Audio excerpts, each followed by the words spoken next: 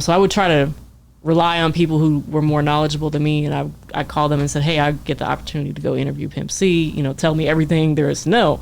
And so based on what they, he was kind of wild back in the day. All you niggas wearing them old fake ass diamonds, get your bitch ass out the way, nigga. We watching you, bitch. Look here, nigga. A 300 ain't no Bentley, nigga. Yeah, we on Boss Talk 101. Yeah, we gonna talk. I gotta ask you about Pimp C. You met him in prison. I mean, when he was in prison, and I wanted to ask you about when you met him. Did you ever even talk about doing any book with him or anything like that, or is this something that happened way after?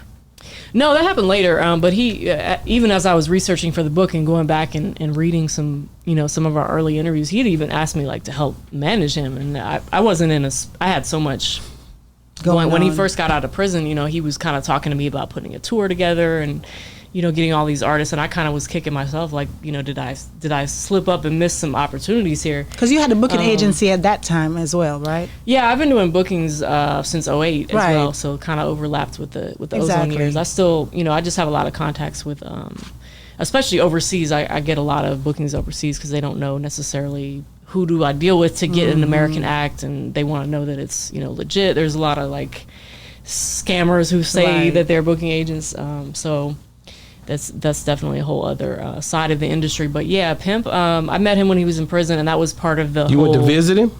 Yeah, it was part of something that Asylum Warner had put together. You went to the Terror Unit? Yep. Damn. Yeah. How was it going into the Terror Unit? I walked in there with a video camera, and I had back when I had a day job. I haven't had a day job since I was 19. But wow. my boss back then, he used to always say, "Ask forgiveness, not permission." Yeah. So you snuck it in? Not really. I just had it in my hand, and I said, "Well, they didn't tell me that I can't, so I'll just walk in with it." So I had it right there, signed in. So I have a video of him in prison. Well, that's gonna come out with the movie or the documentary or something. It should come out at some point. Yeah. Yeah. But I didn't really know what to expect. I didn't know a whole lot about the whole history of UGK because, like I talked about, kind of the generational aspect of it. For me, somebody who's just starting out in the industry in 2002, 2003, you don't really have a concept of what was going on back in the mid-90s or, know. So a lot of the research that I did for the book was stuff that I was learning for the first time. So when I went to interview him, I had a couple, Matt Sanzala, shout out to him, he's a journalist in Texas, and DJ Wally Sparks was our music editor at the time. So I would try to rely on people who were more knowledgeable than me, and I called them and said, hey, I get the opportunity to go interview Pimp C, tell me everything there is to know.